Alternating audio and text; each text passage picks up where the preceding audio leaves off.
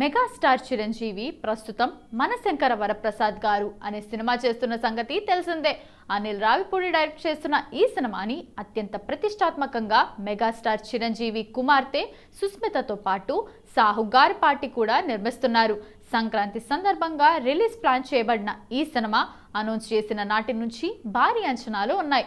దానికి కారణం Anil Ravipudi comedy timing అనే చెప్పాలి. ఎందుకంటే గతంలో ఆయన చేసిన అన్ని సినిమాలు కామెడీ టైమింగ్ తోనే వర్కౌట్ అయ్యాయి. దానికి తోడు చివరిగా ఆయన చేసిన విక్టరీ వెంకటేష్ సినిమా సంక్రాంతికి వస్తున్నాం సినిమా ఏకంగా 300 కోట్లకు పైగా కలెక్షన్స్ రాబట్టింది. ఇక ఈ నేపథ్యంలో మెగాస్టార్ టైమింగ్ తో పాటు అనిల్ రావిపూడి కామెడీ టైమింగ్ కూడా సింక్ అయితే ఈ సినిమాని ఆపేవారే లేరని ప్రచారం. ఈ నేపథ్యంలో సినిమా బిజినెస్ కూడా హాట్ కేక్ లా పూర్తయినట్లుగా సమాచారం.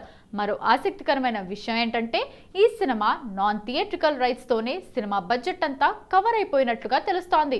ఈ మధ్య కాలంలో సినిమాల నాన్ థియేటర్ బిజినెస్ గాలిలో దీపంలా మారిపోతున్న తరుణంలో ఏకంగా షూటింగ్ దశలో ఉండగానే నాన్ థియేట్రికల్ పూర్తి చేసుకోవడం అనేది ఒక ఆసక్తికరమైన పరిణామం అని చెప్పాలి.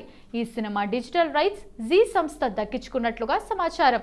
నయనతార హీరోయిన్ గా నటిస్తున్న ఈ సినిమా సంక్రాంతి సందర్భంగా ప్రేక్షకుల ముందుకు వచ్చేందుకు రంగం సిద్ధమవుతోంది.